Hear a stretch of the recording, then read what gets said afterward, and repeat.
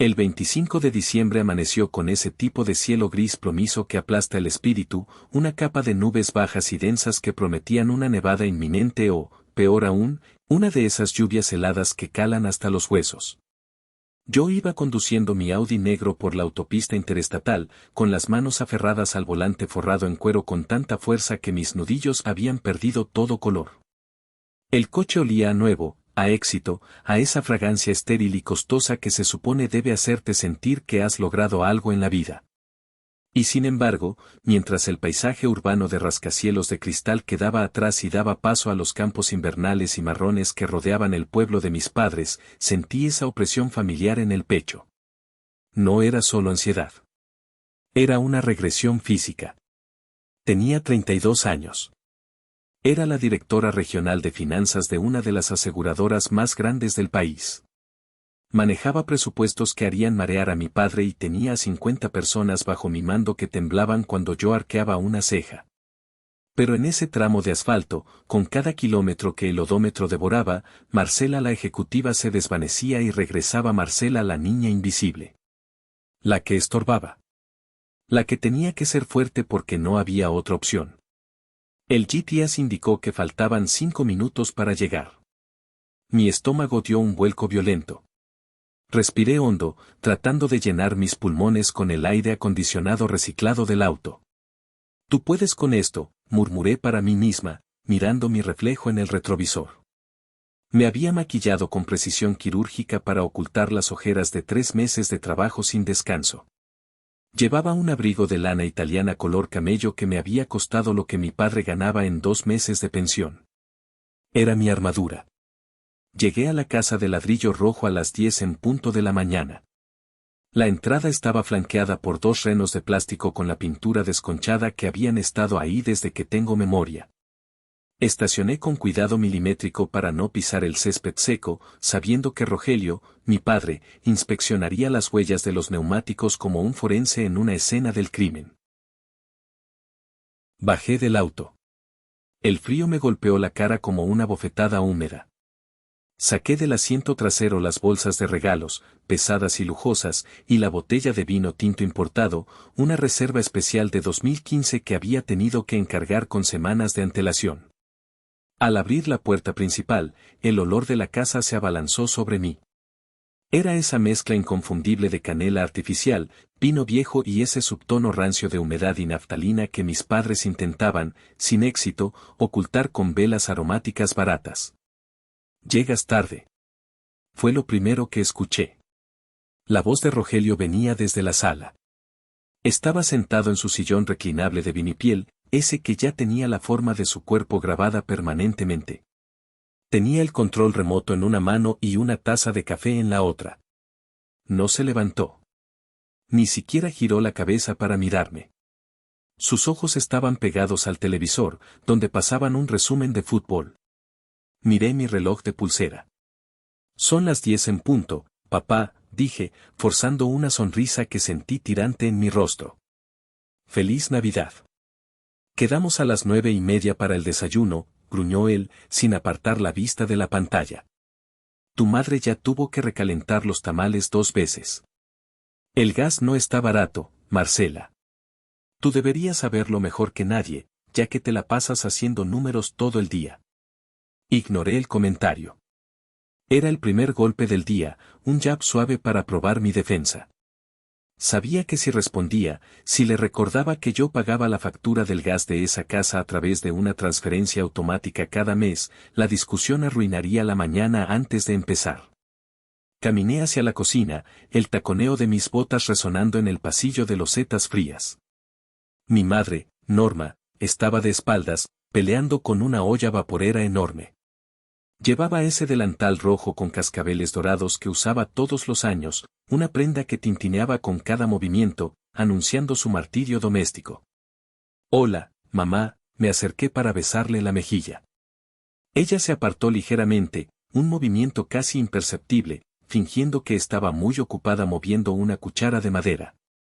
El beso aterrizó en el aire.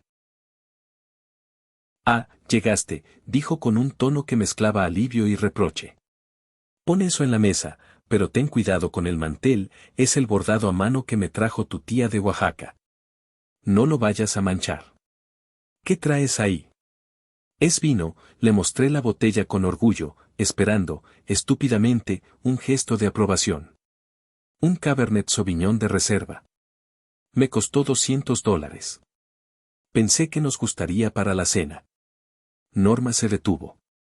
Se giró y miró la botella con una mueca, arrugando la nariz como si le hubiera ofrecido una botella de vinagre o veneno para ratas. Ay, hija, tú sabes que a tu hermana no le gustan los vinos tan secos y amargos. A Priscila le gustan esos rosados dulces, los que tienen burbujas. Ese vino tuyo sabe a madera vieja y a corcho. Pero bueno, déjalo ahí en la esquina, a ver si tu tío Beto se lo toma cuando venga más tarde, que ese se bebe hasta el agua de los floreros. Sentí el calor subir a mis mejillas, una mezcla de vergüenza y furia. $200 despreciados en menos de 5 segundos. Dejé la botella sobre la encimera de granito falso con más fuerza de la necesaria. El vidrio hizo un sonido sordo. ¿Te ayudo con algo? Pregunté, quitándome el abrigo y cayendo en el viejo hábito patético de intentar ser útil para comprar un poco de afecto, como un perro que hace trucos por una galleta rancia. Pues ya que, suspiró ella, como si mi presencia fuera una carga adicional a la cocción de los tamales. Pica la cebolla para la salsa. Pero hazlo finito, Marcela, no como la última vez que parecían pedazos de ladrillo y tu padre se andaba ahogando. Y rápido, por favor, que tu hermana ya debe estar por llegar y quiero que todo esté perfecto para cuando entre por esa puerta. Tomé el cuchillo. El mango estaba grasiento. Mientras mis manos trabajaban mecánicamente, cortando la cebolla con precisión rabiosa, mi mente repasaba las facturas.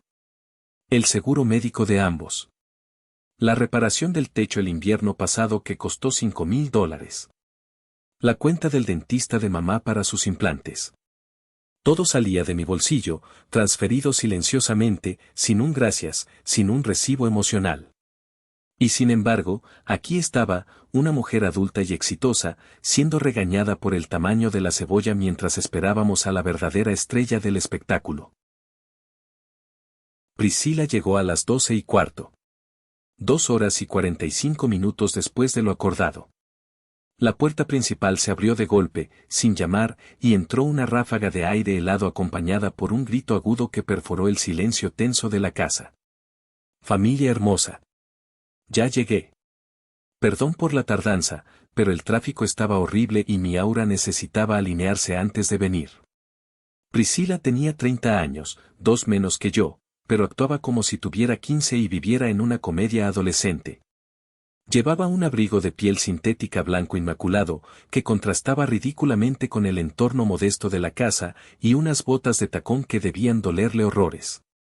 Venía del brazo de Sergio, su novio de turno, un tipo con barba descuidada y mirada vacía que se definía a sí mismo como inversor visionario en criptomonedas pero que, según mis investigaciones, básicamente vivía en el sofá de sus padres jugando videojuegos. La transformación en la casa fue instantánea, casi milagrosa. Rogelio, que había estado quejándose de su ciática y de que el gobierno le robaba la pensión hace 5 minutos, saltó del sillón con una agilidad que no le había visto en una década. «Mi princesa», exclamó, abriendo los brazos de par en par, con el rostro iluminado. «No te preocupes por la hora, mi vida, lo importante es que estás aquí. Qué guapa te ves. ¿Ese abrigo es nuevo? Te queda pintado». «Sí, papi», dijo ella, dando una vuelta estilo pasarela, lanzando su bolso de marca, falso, sobre el sofá. «Me lo compré ayer. Estaba en oferta, una ganga absoluta». Norma salió de la cocina secándose las manos en el delantal, con una sonrisa que le llegaba a las orejas, una sonrisa genuina que yo no había recibido jamás. «Ay, mi niña, qué frío debes tener. Ven, siéntate cerca de la chimenea, que tu padre la prendió solo para ti». Marcela, gritó sin mirarme, «tráele un chocolate caliente a tu hermana, rápido, y ponle bombones de los chiquitos, que le gustan». Me quedé parada en el umbral de la cocina con el cuchillo todavía en la mano, sintiéndome como el servicio doméstico. Priscila ni siquiera me había saludado. Se dejó caer en el sofá, ocupando el mejor lugar, mientras Sergio saludaba a mi padre con un choque de puños incómodo y balbuceaba algo sobre el precio del Bitcoin. Hola, Priscila, dije desde la distancia, con voz neutra. Ella giró la cabeza lentamente, como si acabara de notar un mueble nuevo y poco interesante en la habitación. Marce. No te había visto. Oye, te ves, cansada, hermana. Tienes unas bolsas debajo de los ojos tremendas. ¿Te están explotando en esa oficina aburrida?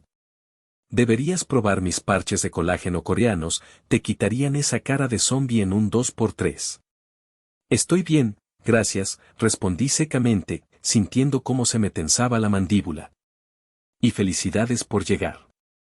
La comida está fría y los tamales se secaron. Ay, no seas amargada, intervino mi madre, lanzándome una mirada de advertencia afilada como un bisturí. Calentamos todo y ya. No hagas drama.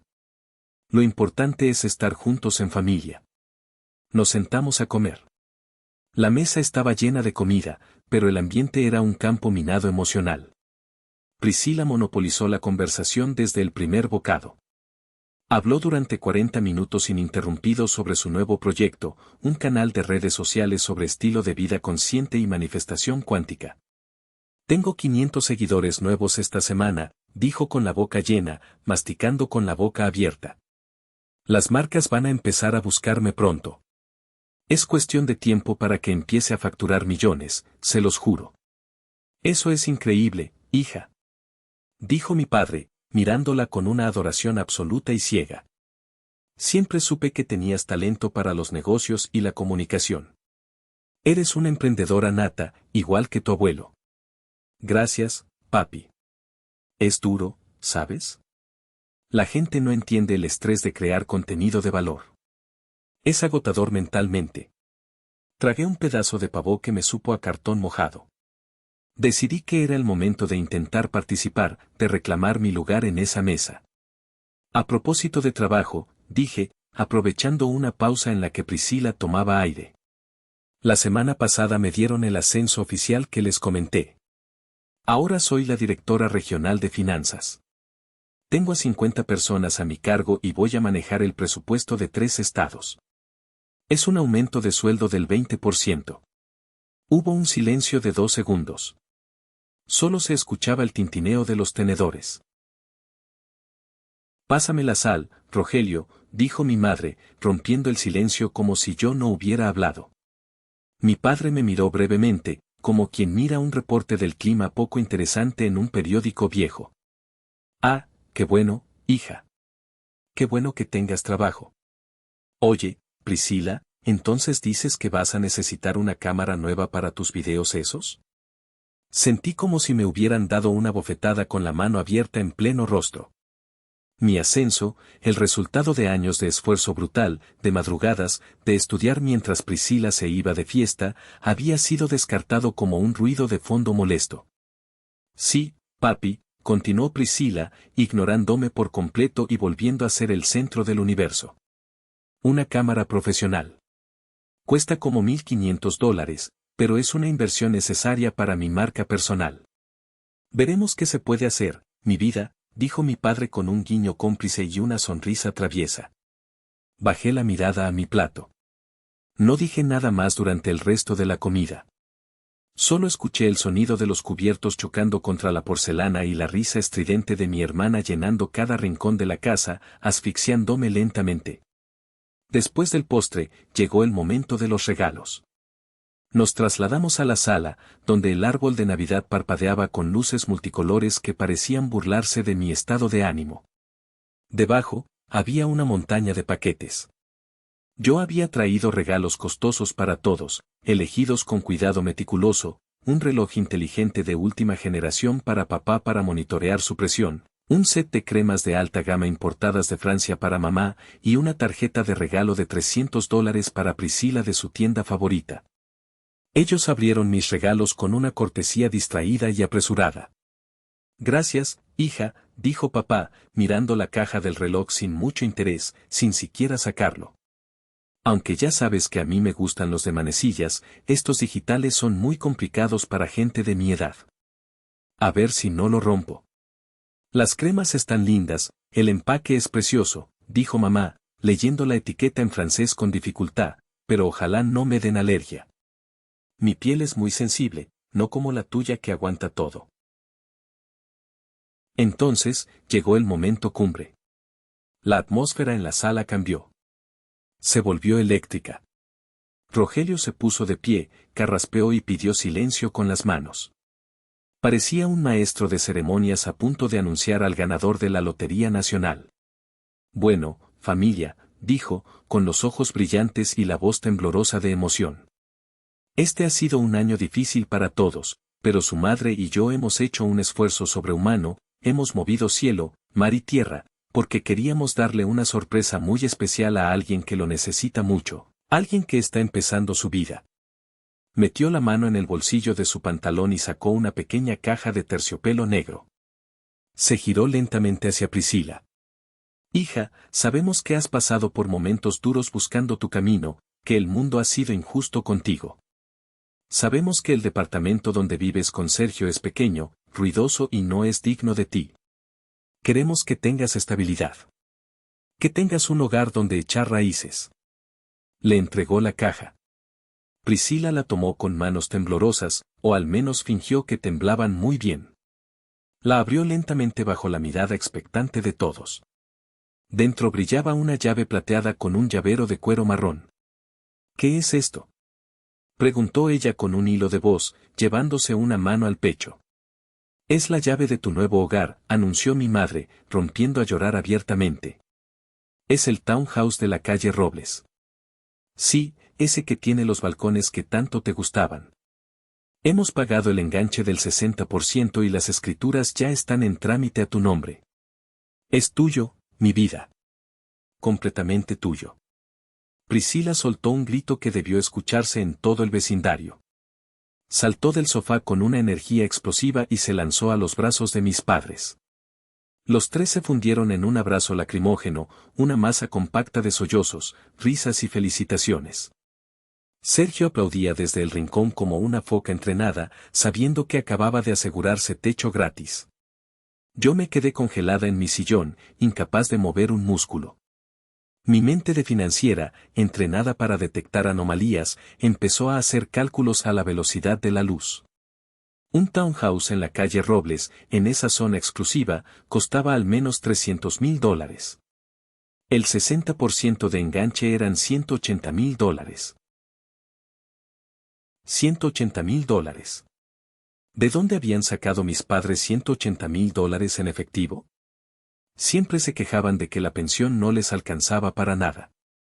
Cada vez que había una reparación menor en la casa, me llamaban a mí llorando pobreza. Hace 2 años me pidieron prestado $5,000 para arreglar la transmisión de la camioneta de papá y nunca me los pagaron. ¿Compraron una casa?, pregunté, mi voz sonando extrañamente calmada y lejana en medio del caos de celebración. Nadie me escuchó. Estaban demasiado ocupados en su burbuja de felicidad. ¿Tiene vestidor, mamá? Dime que tiene el vestidor grande. Chillaba Priscila, saltando. Sí, mi amor, y la cocina con isla de granito, decía Norma, secándose las lágrimas con el delantal de cascabeles. Todo lo que te mereces. Me sentí mareada. La habitación daba vueltas. No eran celos. Bueno, tal vez una parte humana de mí sentía celos. Pero más que eso, era confusión y una profunda, punzante sensación de injusticia matemática. Yo pagaba mi propia hipoteca. Yo pagaba mi auto. Yo les ayudaba a ellos. Y a Priscila, que nunca había trabajado más de 3 meses seguidos en su vida, le regalaban una casa casi pagada. Cuando la euforia disminuyó un poco y Priscila se sentó a admirar su llave, mi madre pareció recordar repentinamente que tenía otra hija en la habitación. Se limpió la nariz con un pañuelo de papel y buscó entre las ramas del árbol de Navidad. Tomó un sobre blanco, delgado y simple, de esos que se compran en la papelería por centavos. Marcela, dijo, extendiéndome el sobre con una sonrisa vacilante. Esto es para ti. No había caja. No había moño. No había papel de regalo. Solo un sobre. Lo tomé. Pesaba menos que el aire. Lo abrí con cuidado, sintiendo la mirada de todos sobre mí. Priscila ya estaba enviando fotos de su llave a sus amigas en Instagram, pero hizo una pausa para mirar con curiosidad morbosa que me habían dado a mí. Dentro del sobre no había dinero. No había un cheque. No había una tarjeta de regalo. Había un recorte de periódico, mal doblado en 3 partes. Lo desdoblé. Era un anuncio de empleo de la sección de clasificados, marcado con un círculo rojo en bolígrafo. Se solicita auxiliar administrativo. Tareas de archivo, captura de datos y recepción. Sueldo mínimo más prestaciones de ley. Presentarse con solicitud elaborada. Era un puesto en la aseguradora local del tío de una amiga de mi madre. Un trabajo para alguien que acaba de terminar la preparatoria y no tiene experiencia. Levanté la vista, parpadeando, sin entender. ¿Qué es esto? Pregunté, mostrando el papel. Es una oportunidad, hija, dijo mi padre, cruzándose de brazos y adoptando su tono de patriarca sabio. Hablé con don Hilario ayer. Dice que si vas de mi parte el lunes, el puesto es tuyo sin entrevista. Papá, sentí que la garganta se me cerraba, como si alguien me estuviera estrangulando. Soy directora de finanzas. Gano 10 veces más que esto. Manejo presupuestos millonarios. Tengo maestría. ¿Por qué me das un recorte para ser capturista de datos con sueldo mínimo? Mi madre se acercó y puso una mano sobre mi hombro. Su toque se sentía frío, condescendiente. Ay, Marcela. Es que te vemos tan estresada. Siempre corriendo, siempre con esa cara de amargura y preocupación. Creemos que este trabajo te haría bien. Es más tranquilo. Menos responsabilidad. Podrías salir temprano, tener tiempo para ti, para, ya sabes, buscar marido. Formar una familia como Dios manda. Tu trabajo actual te está consumiendo la vida. ¿Es en serio? Miré de uno a otro, incrédula. A Priscila le regalan una casa de $300,000 y a mí me dan un insulto recortado del periódico porque creen que mi carrera es un estorbo para conseguir marido. La atmósfera en la sala cambió instantáneamente. La calidez navideña se evaporó. No seas envidiosa, Marcela, dijo mi padre, con voz dura y autoritaria. A Priscila le dimos la casa porque ella la necesita. Ella es sensible. El mundo es muy duro para alguien como ella. Necesita un nido seguro. Tú no. ¿Y yo? Pregunté, con la voz temblando por primera vez. ¿Yo no necesito seguridad? ¿Yo no necesito amor? Tú eres fuerte, dijo mi madre, y esa frase dolió más que cualquier insulto directo. Lo dijo como si fuera una sentencia de cadena perpetua. Tú siempre caes de pie, como los gatos. Tú resuelves. Priscila no. Ella nos necesita. Tú no. Algún día, cuando seas madre, entenderás que a los hijos se les da según su necesidad, no según su mérito. Miré a Priscila. Ella me miraba con una sonrisita de suficiencia, acariciando su llave plateada como si fuera un trofeo ganado en una guerra que yo ni siquiera sabía que estábamos peleando. Tienen razón, dije, poniéndome de pie lentamente. Guardé el recorte en mi bolsillo con cuidado. Soy fuerte. No te vayas a poner dramática ahora, dijo Rogelio, rodando los ojos. Es Navidad. Siéntate a comer el postre. No, papá. No hay drama. Solo, claridad absoluta. Tomé mi abrigo y mi bolso. No me despedí de nadie. Salí de la casa con el sonido de las protestas fingidas de mi madre a mis espaldas, pero si no hemos partido el pastel de frutas. Subí a mi Audi, encendí el motor y salí de ese camino de grava a toda velocidad, levantando una nube de polvo. Cuando estuve en la autopista, a 120 kilómetros por hora, bajé la ventanilla. El aire helado me golpeó la cara, secando las lágrimas que me negaba a derramar. Saqué el recorte de periódico de mi bolsillo, lo hice una bola apretada con una sola mano y lo arrojé a la oscuridad de la noche invernal. Entenderé algún día, murmuré para mí misma, repitiendo las palabras de mi madre con veneno. Oh, sí. Voy a entender. Voy a entender exactamente de dónde sacaron el dinero para esa casa. Y cuando lo entienda, desearán no habérmelo dicho nunca. Esa noche, de regreso en mi departamento en la ciudad, el silencio era absoluto y pesado. No había árbol de Navidad, solo una planta de bambú en la esquina y muebles de diseño minimalista. Me serví una copa de vino, del mismo que mis padres habían despreciado, y me senté frente al ventanal mirando las luces de la ciudad que se extendían como un mar de estrellas eléctricas. Mi mente viajó al pasado. No podía evitarlo. El dolor de hoy había abierto una compuerta que llevaba años cerrada con candado y cadenas oxidadas. Recordé mi 10º cumpleaños. Me vi a mí misma, una niña flacucha con trenzas y rodillas raspadas, sentada en la cocina de mis padres. Había intentado hornear mi propio pastel porque mamá no estaba. Mamá se había ido desde temprano para llevar a Priscila, que entonces tenía 8 años, a una audición de ballet en la capital. Volveremos a tiempo, Marcela, había prometido mamá mientras se arreglaba el maquillaje. Tú eres grande, puedes cuidarte sola unas horas. Hay jamón en el refri. Pero no volvieron a tiempo. Se hizo de noche. La casa crujía con el viento. Yo mezclé harina, huevos y azúcar siguiendo una receta de un libro viejo y manchado de grasa. El horno estaba demasiado caliente. El pastel se quemó por los bordes y quedó crudo y líquido en el centro. Cuando finalmente llegaron, a las 10 de la noche, yo estaba dormida en la mesa de la cocina con la cabeza sobre mis brazos, junto al pastel deforme. Priscila entró llorando a todo pulmón porque no había conseguido el papel principal en la obra de Cascanueces. Toda la atención fue para ella. Consuelo, helado, abrazos, promesas de que el jurado estaba ciego. ¿Y mi pastel?, pregunté yo, con la voz pastosa y los ojos legañosos.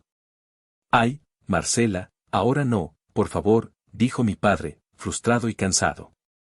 ¿No ves que tu hermana está sufriendo una decepción terrible?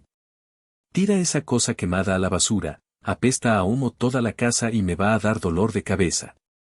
Y yo lo tiré. Tiré mi propio pastel de cumpleaños a la basura mientras ellos consolaban a la pequeña bailarina en el sofá. El recuerdo se transformó, disolviéndose en otro. Ahora era mi graduación de la universidad. Summa cum laude. El mejor promedio de la generación de finanzas.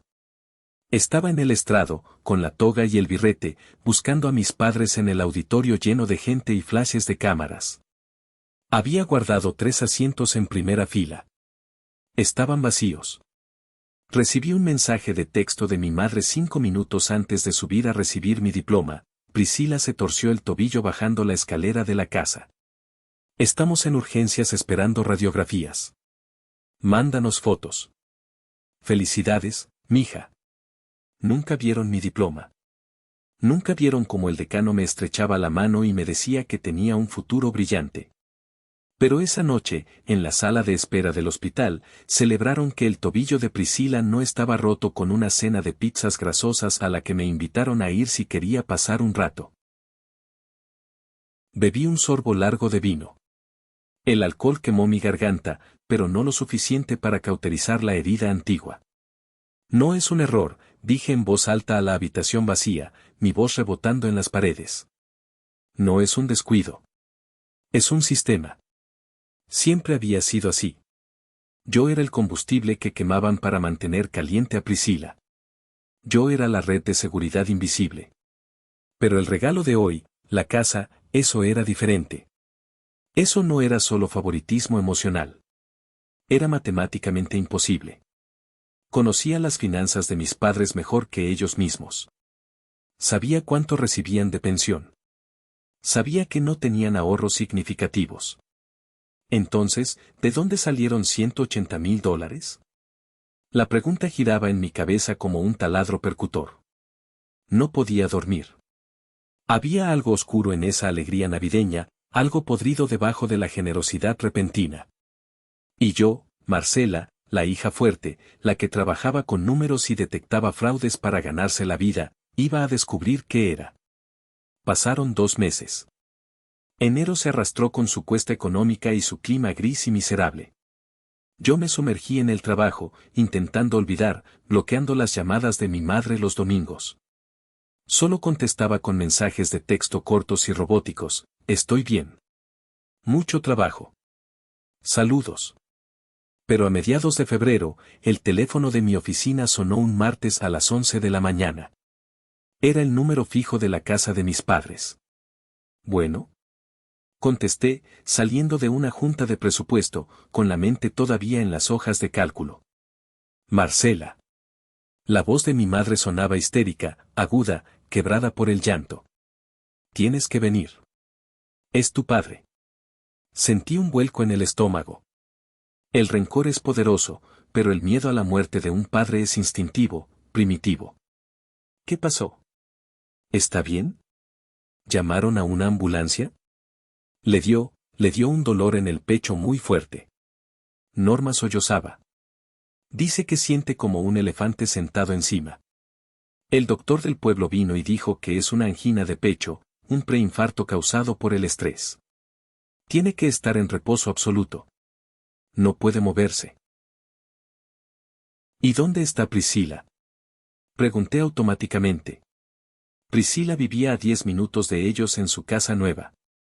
Yo estaba a 4 horas. Ay, hija, Priscila está deshecha. Cuando vio a su padre así, pálido como un papel, le dio un ataque de ansiedad terrible. Está en su casa nueva, no puede ni levantarse de la cama de la impresión. Pobrecita, es tan sensible a estas cosas. Sergio la está cuidando. Apreté el teléfono con tanta fuerza que mis nudillos se pusieron blancos. Por supuesto. Priscila era la víctima incluso cuando el enfermo era otro. Ella absorbía la tragedia y la hacía suya. ¿Qué necesitan? Pregunté, resignada, sabiendo la respuesta. Tu padre está muy preocupado por unos papeles viejos. Quiere vender unos terrenos áridos del abuelo para dejar todo en orden, por si acaso se muere. Norma bajó la voz a un susurro teatral. Pero no puede subir las escaleras al despacho, y tú sabes cómo es, no quiere que nadie toque sus cosas, solo alguien de confianza. Alguien que sepa de papeles legales. Tienes que venir a organizar el despacho, Marcela. Por favor. Hazlo por tu padre. Podría ser la última vez que te lo pida. Suspiré, cerrando los ojos. Sabía que me estaban manipulando. Sabía que probablemente el preinfarto era solo indigestión severa y drama para llamar la atención. Pero también vi una oportunidad dorada. Si entraba al despacho de mi padre, ese lugar prohibido que siempre tenía llave, ese santuario de masculinidad tóxica, podría ver sus cuentas reales. Podría resolver el misterio de los $180,000. Voy el fin de semana, dije. Dile que se quede quieto y que se tome sus medicinas. Gracias, hija. Dios te lo pague. Sabía que no tenías el corazón de piedra. Sabía que podía contar contigo. Tú eres la roca de esta familia. Colgué el teléfono lentamente. La roca. Sí, la roca con la que se tropiezan y a la que patean, pero que usan para construir sus castillos. El viernes por la tarde conduje de nuevo hacia el pueblo. Esta vez no había regalos ni vino caro. Solo llevaba mi laptop, un escáner portátil de alta resolución y una sospecha que me quemaba las entrañas como ácido. La casa estaba en silencio sepulcral cuando llegué. Mi madre había salido a la farmacia, según una nota pegada con un imán de frutas en el refrigerador. Entré a la sala y encontré a mi padre en el sillón reclinable, viendo un partido de fútbol repetido. Se veía sorprendentemente rosado y saludable para alguien que acababa de tener un preinfarto hace 3 días.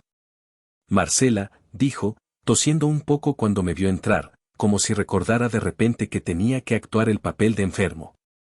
Llegaste. Hola, papá. ¿Cómo te sientes? Mal, hija, mal. El corazón me avisa que ya estoy viejo y cansado. Pero bueno, uno tiene que dejar las cosas en orden antes de partir. Mamá dijo que querías que revisara el despacho para los papeles de los terrenos. Rogelio dudó un momento.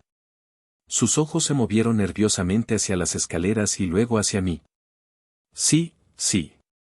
Solo organiza las facturas de la luz y el agua que están hechas un desastre. Y busca la carpeta marrón de los terrenos del abuelo. Pero no toques nada más, ¿eh? Tengo mis cosas privadas ahí, cosas que no te incumben. Claro, papá. Solo lo necesario. No te preocupes.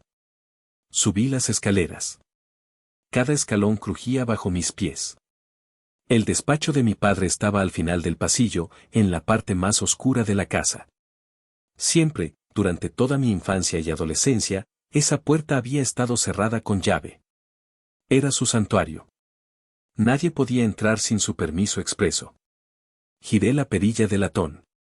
Estaba abierta. El aire dentro olía a tabaco rancio, polvo antiguo y papel viejo. Las cortinas estaban cerradas, dejando entrar solo finos rayos de luz de la tarde que iluminaban las motas de polvo bailando en el aire. El escritorio de madera maciza era un caos absoluto de papeles, tazas de café con moho y ceniceros llenos de colillas. Empecé a organizar, tal como prometí, para mantener la coartada. Facturas de luz, vencidas, recibos de agua, propaganda.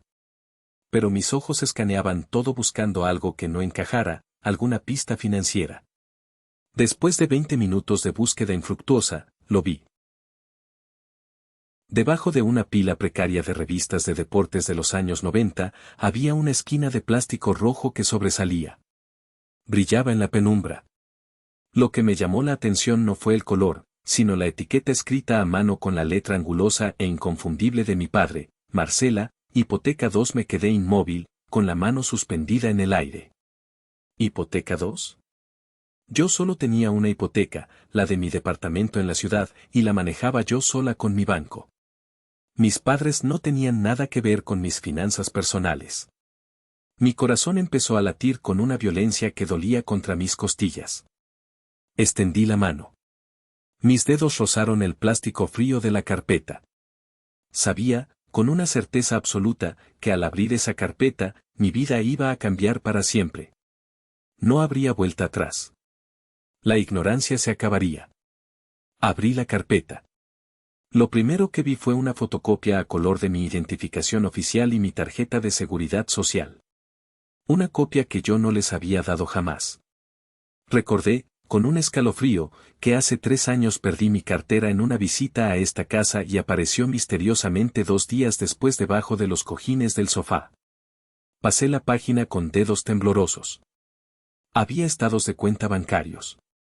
De un banco donde yo no tenía cuenta. Cliente, Marcela Ruiz. Saldo deudor, 185,000 pesos dólares. Mis rodillas cedieron. Tuve que sentarme en la silla giratoria de mi padre, que chirrió bajo mi peso.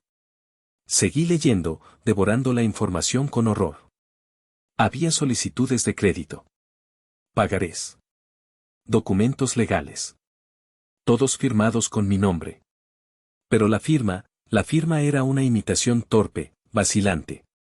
La M era demasiado curva. La R estaba inclinada hacia el lado equivocado. Alguien había estado usando mi identidad sistemáticamente. Y luego, llegué al documento final. El que me hizo querer vomitar ahí mismo sobre el escritorio de mi padre. Era una escritura notarial. Una escritura de traspaso de propiedad. La casa del lago. Esa pequeña cabaña de madera a 2 horas de aquí, junto a un lago tranquilo. Era la joya de la familia. El único lugar donde yo había sido genuinamente feliz de niña, porque mis padres solían dejarme ahí con la abuela durante semanas enteras en los veranos mientras ellos se iban de fiesta o de viaje. Pensé que esa casa era sagrada. Pensé que era intocable, un legado que se respetaba. El documento decía que, hace 2 años, mis padres me habían vendido la casa del lago por la suma simbólica de $1. Yo aparecía como la única propietaria legal. ¿Por qué?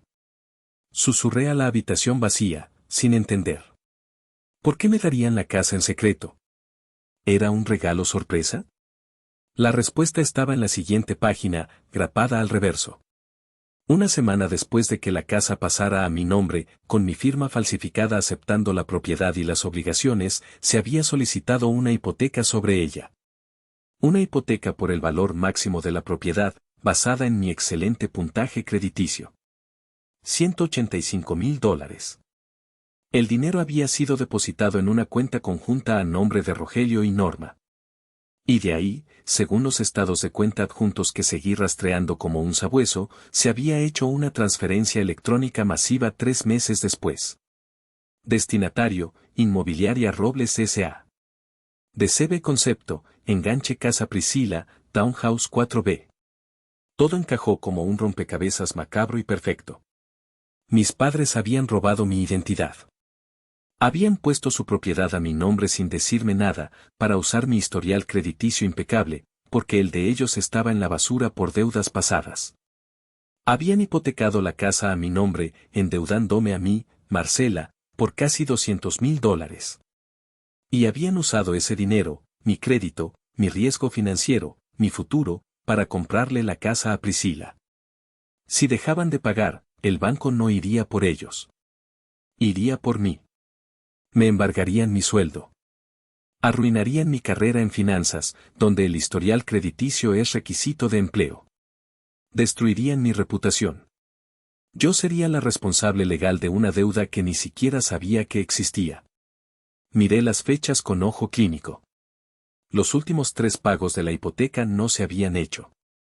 Había cartas de cobro del banco, amenazas de embargo, ocultas al fondo de la carpeta, arrugadas por manos nerviosas.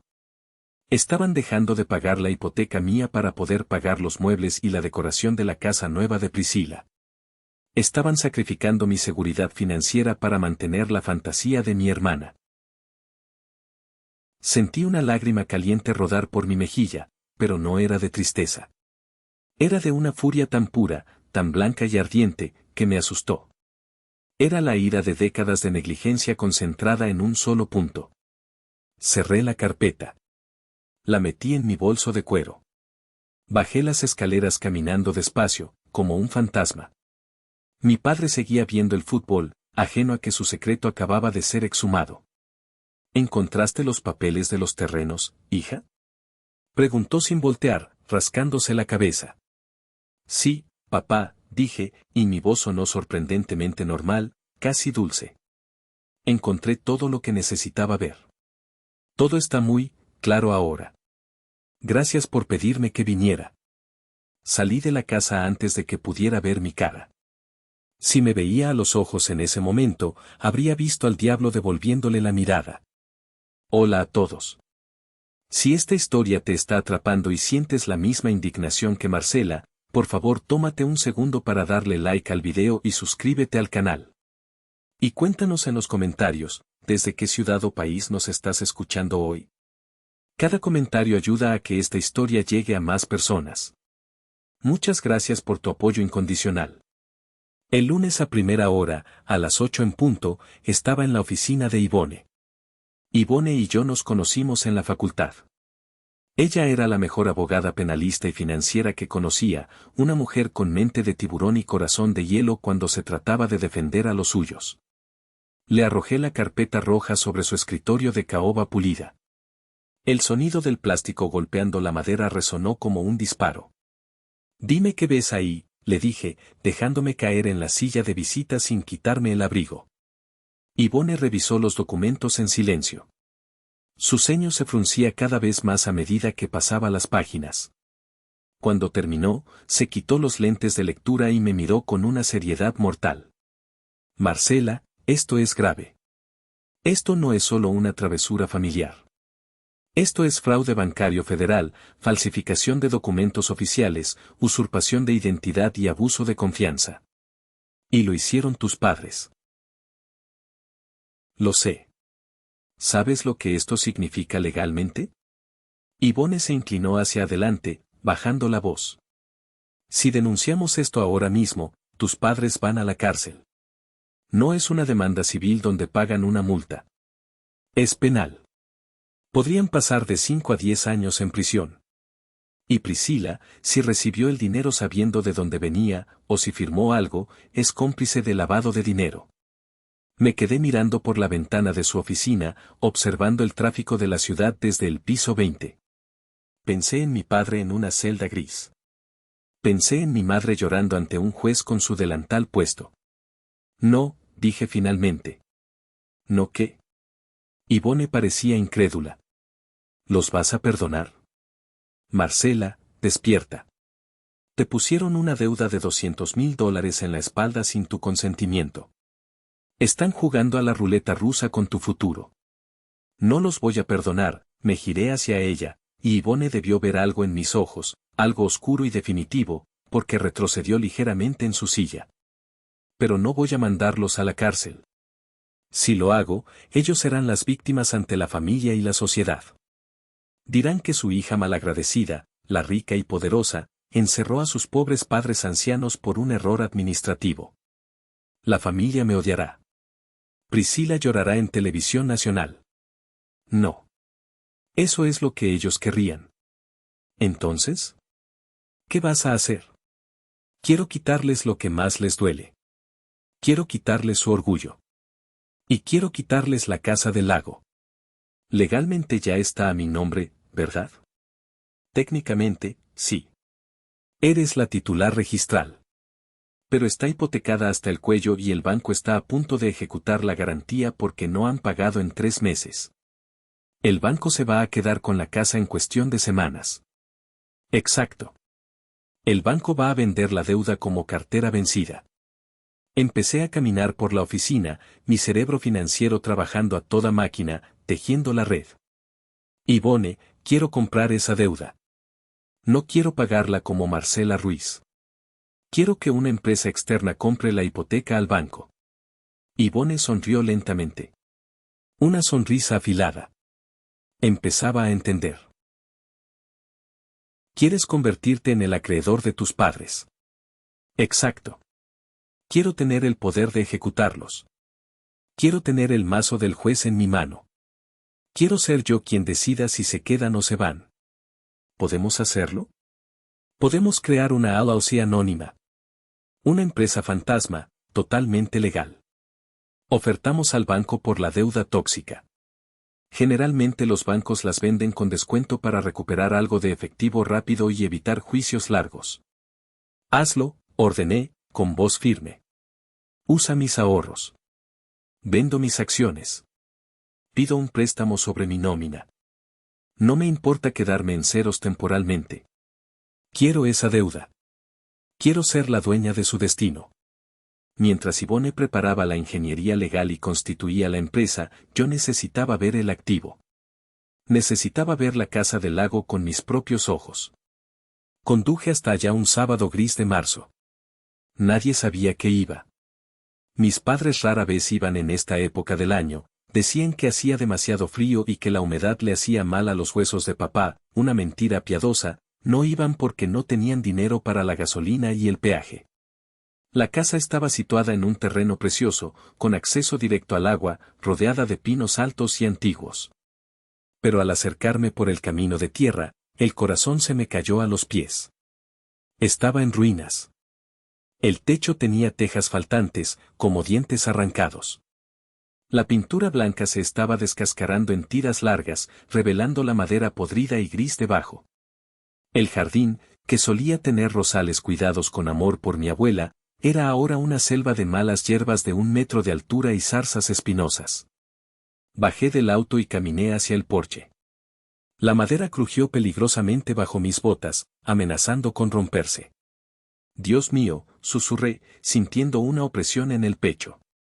Habían dejado que se pudriera. La casa que decían amar, la casa que era el legado de la familia, el orgullo de los Ruiz, la habían abandonado completamente mientras gastaban dinero en la vida de fantasía de Priscila. La habían ordeñado financieramente y desechado físicamente.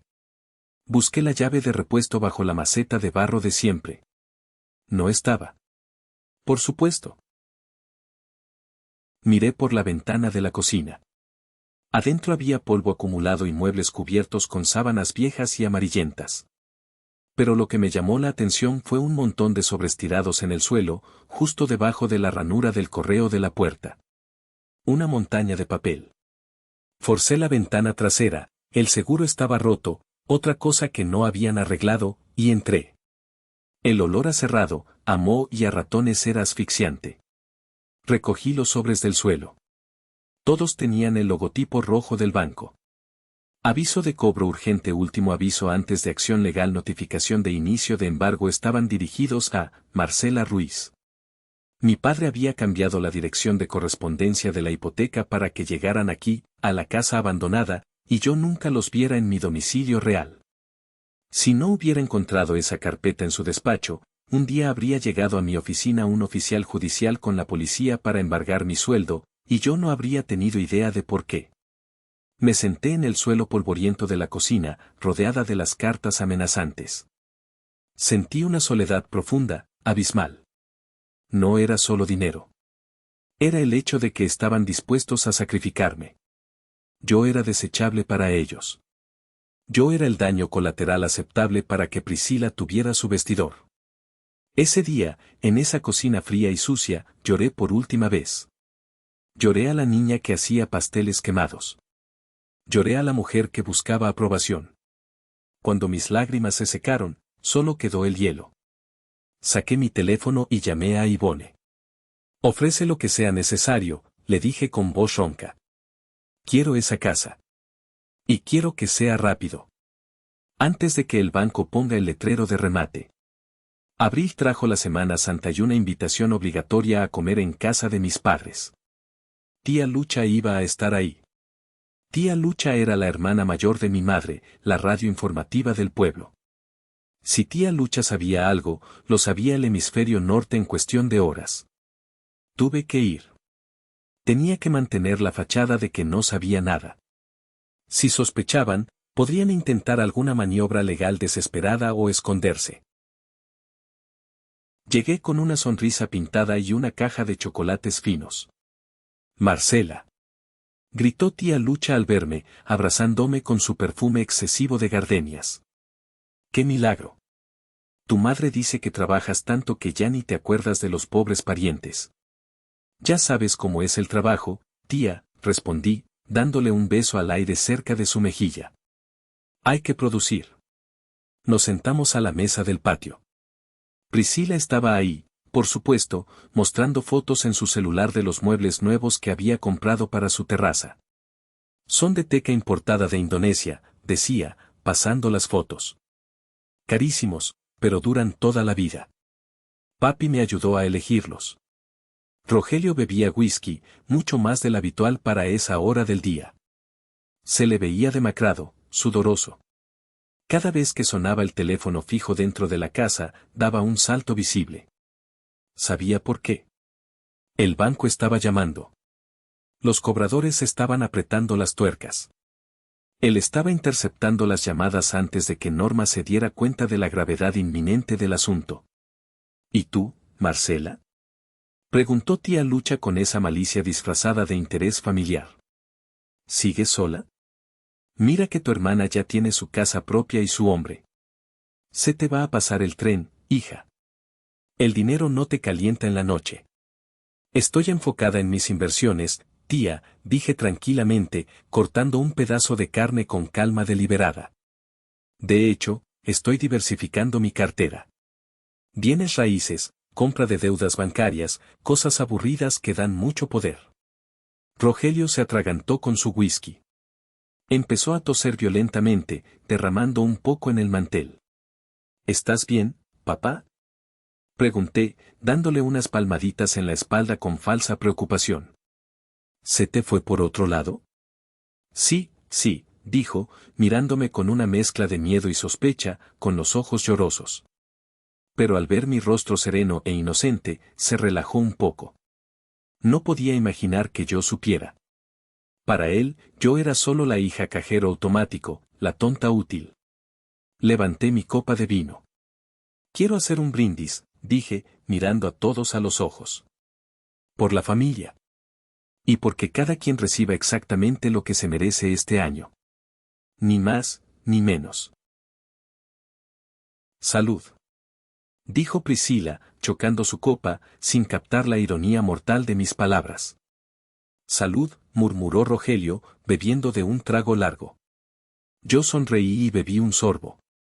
El sabor de la venganza era más dulce y complejo que cualquier vino de reserva.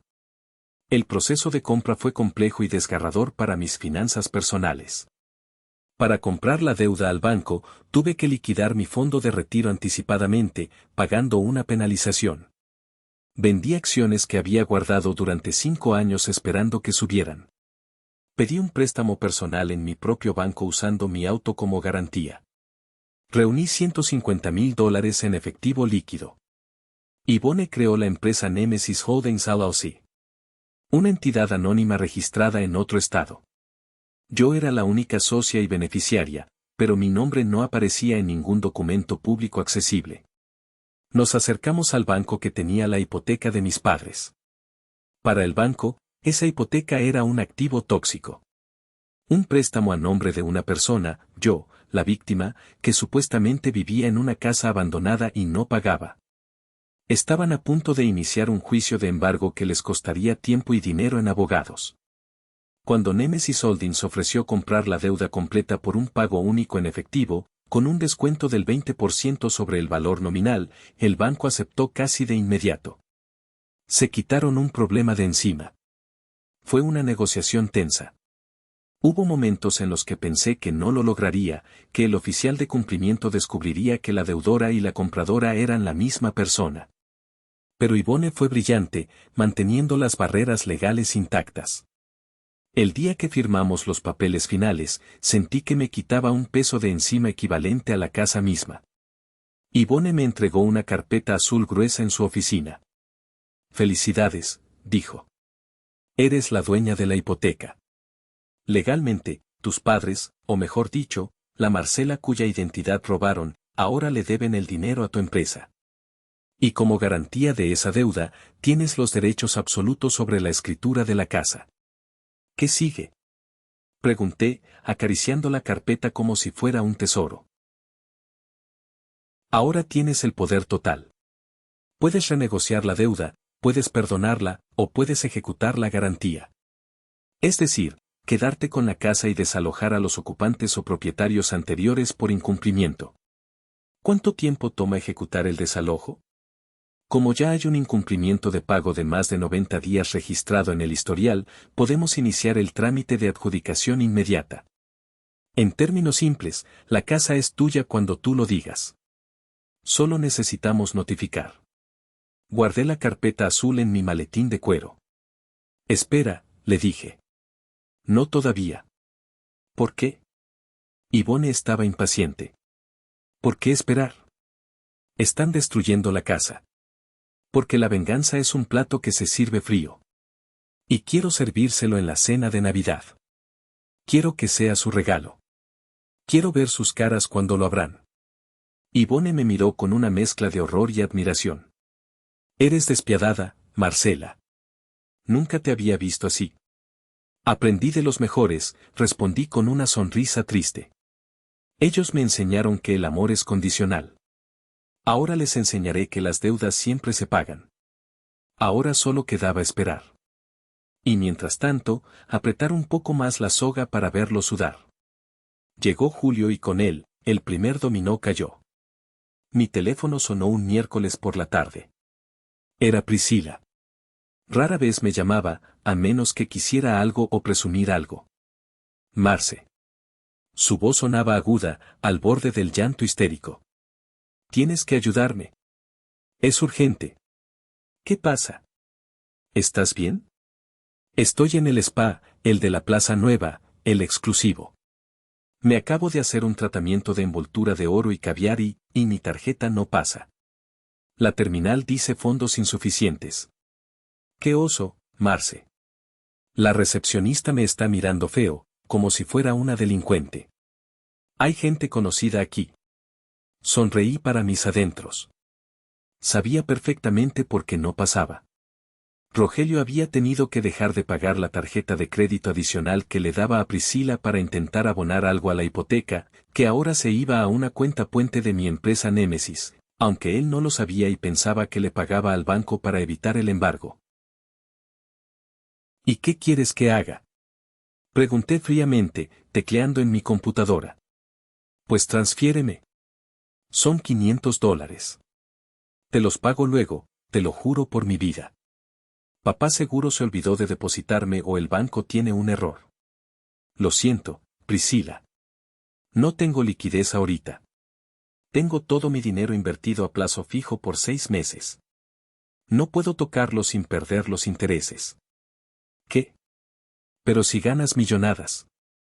No seas coda. Es una emergencia. Me van a llamar a seguridad. No es una emergencia, Priscila, es un facial. Llama a Sergio. Que él pague con sus criptomonedas. Sergio no tiene dinero líquido. Gritó ella. Marcela, por favor. Eres mi hermana. No puedo. Resuélvelo. Adiós. Colgué. Sabía exactamente lo que pasaría a continuación. Priscila llamaría a papá llorando. Papá, aterrorizado de que su princesa sufriera vergüenza pública, sacaría dinero de donde no tenía. Quizás vendería algo de valor de la casa. Quizás pediría un préstamo usurero con intereses altísimos. Cada dólar que gastaba en salvar a Priscila era un clavo más en su ataúd financiero. Y yo estaba dejando que ellos mismos empuñaran el martillo. En agosto, fui a visitarlos brevemente para llevar unas medicinas caras para la presión de mamá, manteniendo mi papel de hija obediente. La casa se sentía diferente. Había huecos visuales. Noté que el reloj de péndulo antiguo, una herencia del abuelo que siempre había estado en el pasillo y que valía unos $2,000, ya no estaba. Solo quedaba la marca pálida en la pared donde había colgado por 40 años. ¿Y el reloj? Pregunté inocentemente, señalando el espacio vacío. Rogelio, que se veía más delgado, con la piel grisácea y ojeras profundas, desvió la mirada rápidamente. Se descompuso el mecanismo. Lo llevé a reparar con un especialista en la ciudad, mintió. Sabía que lo había vendido en una casa de empeño. Más tarde, lo vi en la cocina revisando el correo. Tenía un sobre blanco en la mano. Era una notificación oficial de Nemesis Holdings, mi empresa, informándole que la deuda hipotecaria había sido comprada por un tercero y que se requería el pago total inmediato de los atrasos o la entrega de la propiedad. Lo vi leerlo. Sus manos temblaban tanto que el papel hacía un ruido de traqueteo. Se secó el sudor frío de la frente con un trapo de cocina sucio. Parecía un animal acorralado. ¿Malas noticias, papá? Le pregunté desde la puerta, haciéndolo saltar. Él escondió el papel detrás de su espalda con un movimiento torpe. No. No. Solo publicidad.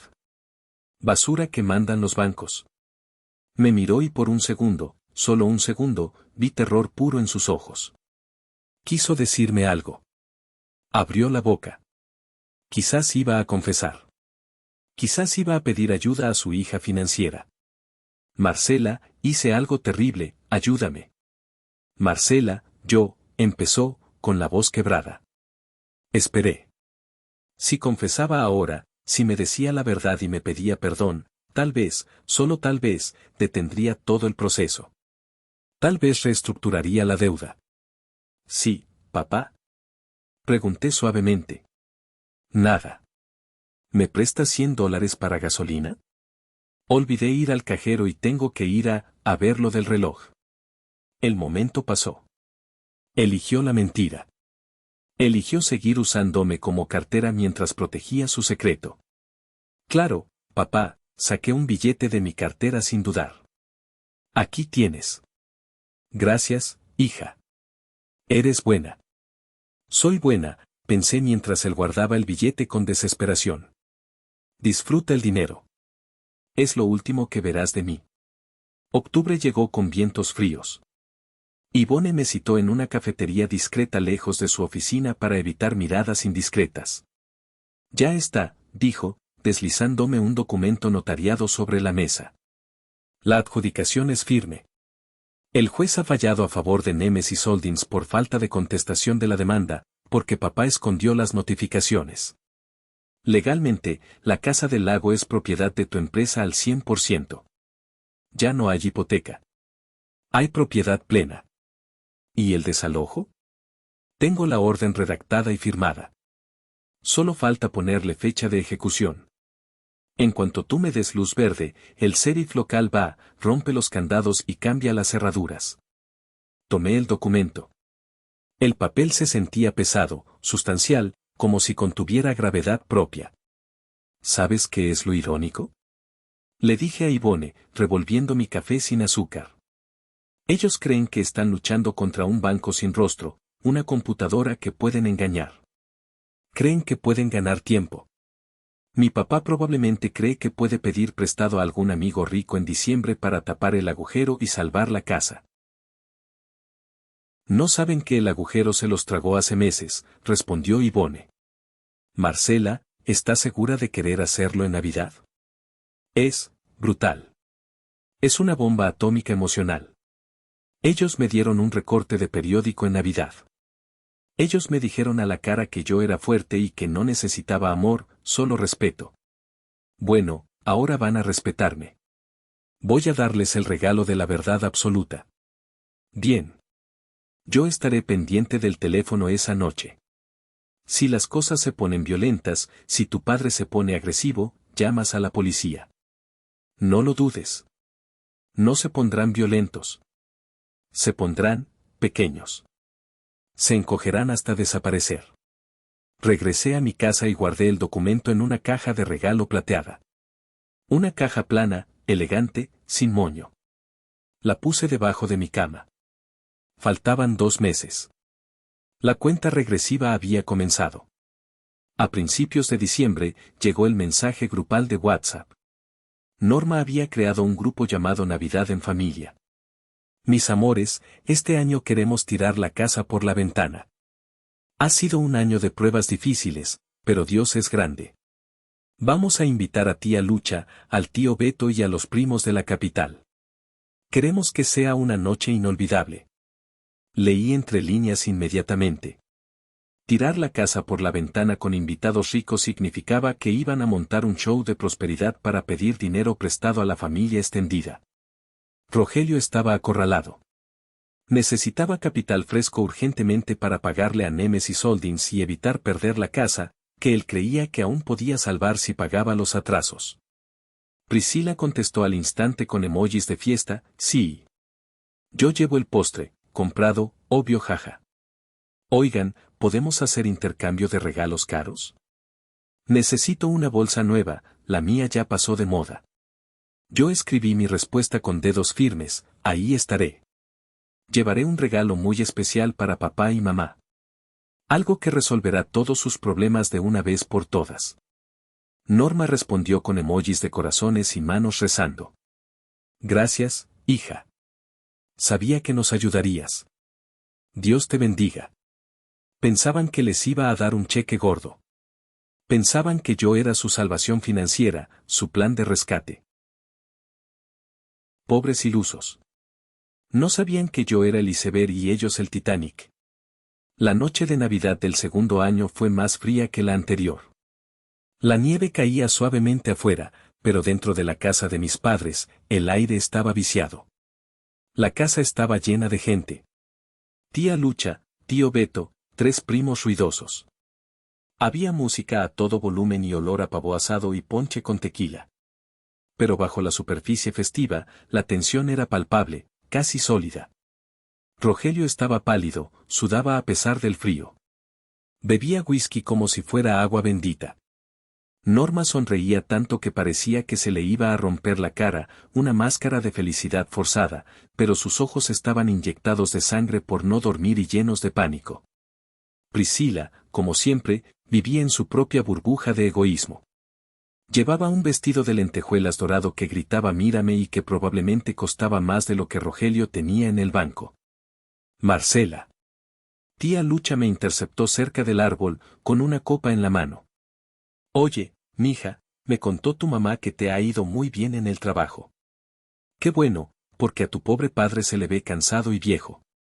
Deberías apoyarlos más, ¿eh? La familia es primero, el dinero va y viene. Lo sé, tía, dije, sosteniendo mi copa de agua con gas, mirando a mi padre desde lejos.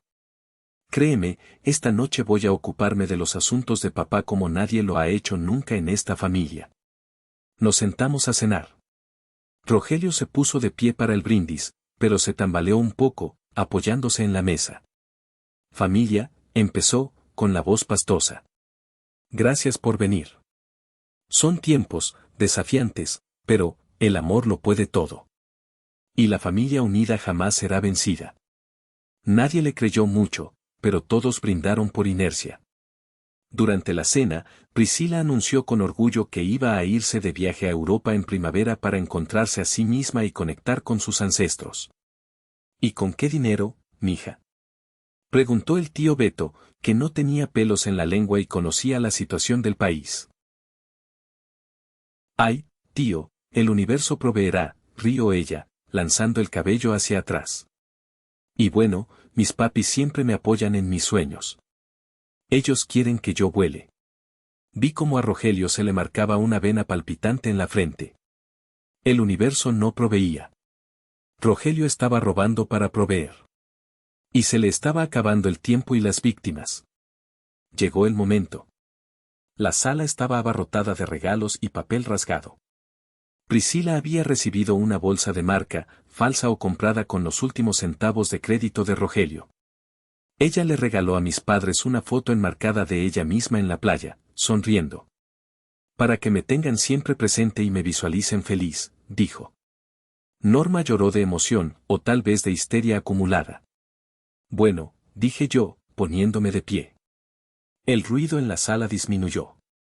Mi voz tenía un tono bajo pero resonante que hizo que tío Beto dejara su cerveza en la mesa y me mirara.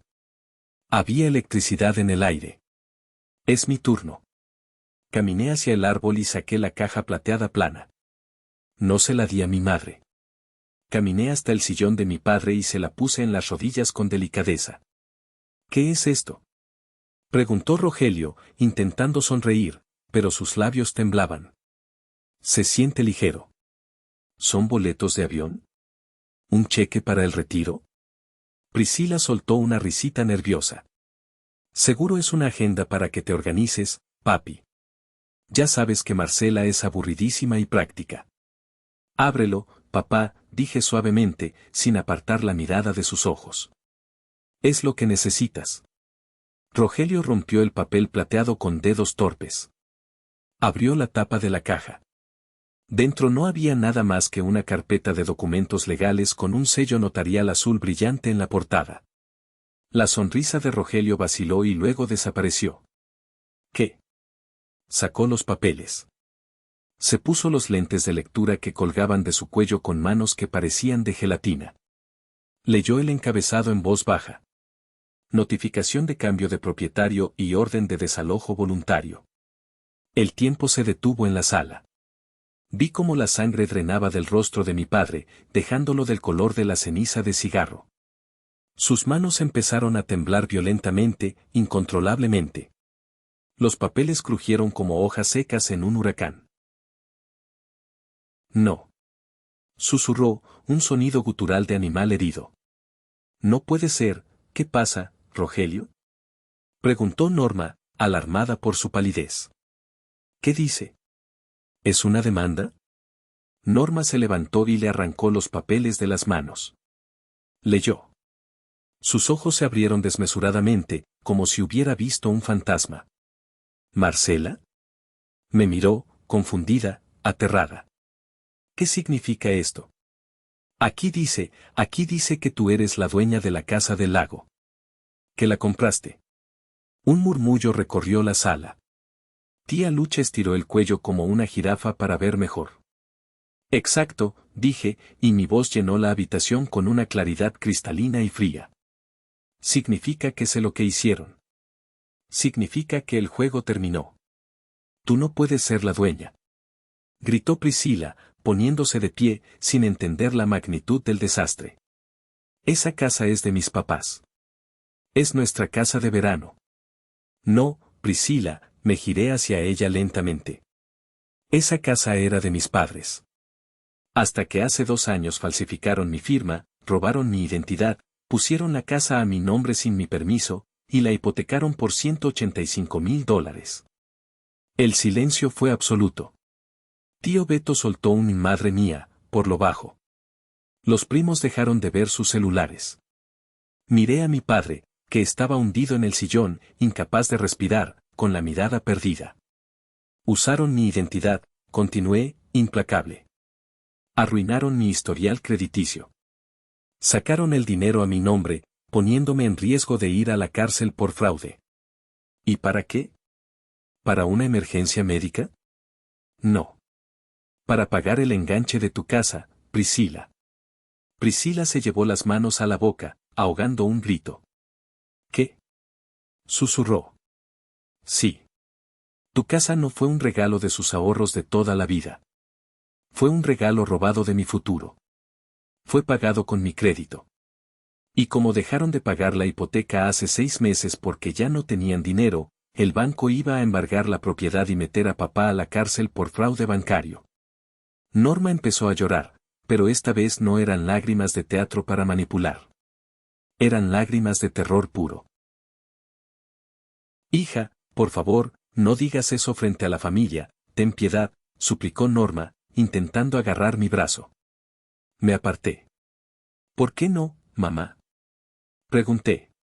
¿No decías que en familia no hay secretos? ¿No decías que la verdad siempre sale a la luz? Bueno, aquí está la verdad desnuda. El banco iba a ejecutarlos. Iban a perderlo todo y terminar en la calle o en prisión. Así que yo intervine. Me acerqué a Rogelio, me agaché para estar a su altura y lo miré a los ojos. Él estaba llorando silenciosamente, derrotado. Compré la deuda, papá. Pagué al banco cada centavo que ustedes se robaron a mi nombre. Ahora el banco está fuera. No irás a la cárcel. No habrá policía. No habrá escándalo público. Rogelio soltó un sollozo de alivio, cerrando los ojos. Gracias, hija, gracias, sabía que eras buena, sabía que nos perdonarías, no me interrumpas, corté con dureza. Dije que no irás a la cárcel. Pero la casa del lago, ahora es mía. Mía al 100%. Tengo las escrituras a nombre de mi empresa. Señalé el documento en las manos de mi madre. Y no tengo intención de compartirla. Tienen 30 días para sacar sus muebles viejos, sus cañas de pescar y sus recuerdos de esa casa. El 1 de febrero cambio las cerraduras. Si queda algo adentro, lo dono a la caridad o lo quemo. El caos estalló en la sala. No puedes hacernos esto. Gritó Norma, transformándose de víctima a furia. Es el patrimonio de la familia. Es donde crecieron. Es donde íbamos a retirarnos. Es el patrimonio que ustedes apostaron y perdieron, dije, manteniendo la calma. Me robaron, mamá. Me robaron casi $200,000 y mi confianza. ¿Y esperas que te deje la casa para que sigan jugando a ser ricos? Pero lo hicimos por tu hermana. Chilló Norma, revelando su verdadera naturaleza podrida. Ella lo necesitaba. Tú tienes dinero de sobra. Tú ganas mucho. Eres un egoísta miserable que no sabe compartir. Ahí está, sonreí tristemente. Al fin la verdad. Soy egoísta por no dejarme robar. Soy mala por defenderme. Priscila estaba en shock, mirando de un lado a otro. ¿Entonces mi casa se pagó con fraude? Preguntó, mirando a papá con horror. ¿Papi? ¿Es verdad? Sí, princesa, le dije yo, respondiendo por él. ¿Y adivina qué? Como la casa está a tu nombre, pero el dinero vino de un ilícito probado, bueno, eso es problema tuyo y de tus abogados. Yo solo recuperé lo mío. Probablemente tendrás que venderla para pagarle a papá, o el banco te la quitará a ti también. Tía Lucha miraba a Rogelio con una expresión de asco absoluto. La reputación de hombre respetable y patriarca generoso de mi padre se había desintegrado en 5 minutos. Ya no era el héroe. Era un ladrón que le robaba a su propia hija para mantener las apariencias. Marcela, por favor, Rogelio intentó ponerse de pie, temblando, extendiendo una mano hacia mí. Hablemos. Podemos llegar a un acuerdo. Te pagaremos renta, te firmaré pagarés, no quiero tu renta, papá. Tus pagarés no valen ni el papel en el que se escriben. Quiero que sientas lo que es no tener nada. Quiero que entiendas la lección. Tomé mi abrigo y mi bolso. La habitación estaba girando en un torbellino de gritos, llantos y acusaciones entre los tíos y mis padres. Me voy, anuncié. Feliz Navidad. Disfruten la cena y el pavó. Yo ya me cobré mi regalo. Salí de la casa. Nadie me detuvo. Tío Beto me abrió la puerta y me dio una palmada en el hombro, un gesto silencioso y pesado de respeto y lástima. Caminé hacia mi auto bajo la nieve que empezaba a caer con fuerza. Atrás dejé los gritos. Atrás dejé la culpa. Por primera vez en mi vida, el aire frío no me dolió. Me llenó los pulmones de una libertad tan pura que casi me embriagó. Los días siguientes fueron una tormenta digital y social. Bloqueé a mis padres y a Priscila en mi teléfono y redes sociales esa misma noche. Pero los mensajes llegaban por otros lados, filtrándose como agua sucia. Primos lejanos, tíos que nunca hablaban. Al principio, algunos intentaron regañarme, instigados por Norma. ¿Cómo le haces eso a tus padres viejos? Honrarás a tu padre y madre. A esos les enviaba un solo archivo PDF adjunto, el resumen legal del fraude, la copia de mi firma falsificada y los estados de cuenta del robo. No escribía nada más. Y ellos no respondían nada más. El silencio era mi victoria. Luego, me enteré por Ivone, que seguía en contacto con el abogado de oficio de papá, de lo que pasó en el pueblo. La vergüenza fue total. Tía Lucha, fiel a su naturaleza chismosa, le contó a todo el mundo, desde el cura hasta el carnicero, que Rogelio Ruiz era un estafador que le robaba a sus hijos. Rogelio tuvo que vender su camioneta y los pocos muebles de valor que quedaban para pagar deudas menores y sobrevivir. Ya no salía de casa por vergüenza. Priscila tuvo que poner su townhouse en venta en remate. Sin el apoyo financiero mensual de papá, no podía pagar ni la luz. Tuvo que volver a vivir con mis padres, en la pequeña habitación de invitados, porque su antigua habitación ahora era el almacén de las cajas viejas que tuvieron que sacar de la casa del lago antes de la fecha límite. Justicia poética. Ahora vivían todos juntos en su mentira. Es enero. Estoy sentada en el sillón principal de la casa del lago. He cambiado todo. Ya no huele a humedad ni a tabaco viejo. He pintado las paredes de un color crema cálido y luminoso. He tirado las cortinas viejas y apolilladas. He contratado a un jardinero para que limpie la selva exterior y plante flores nuevas para la primavera. Afuera, la nieve cae suavemente sobre el lago congelado, cubriendo todo de un manto blanco y puro. Es un silencio perfecto. No hay gritos. No hay reclamos. No hay nadie diciéndome que soy demasiado intensa, que trabajo mucho o que pico mal la cebolla. Enciendo la chimenea. El fuego crepita alegremente, iluminando la habitación. Saco de mi bolsillo un papel arrugado y viejo, que he llevado conmigo todo este año como un amuleto de dolor. Es el recorte de periódico de la Navidad pasada. El anuncio de auxiliar administrativo que me dieron como insulto. Lo miro por última vez.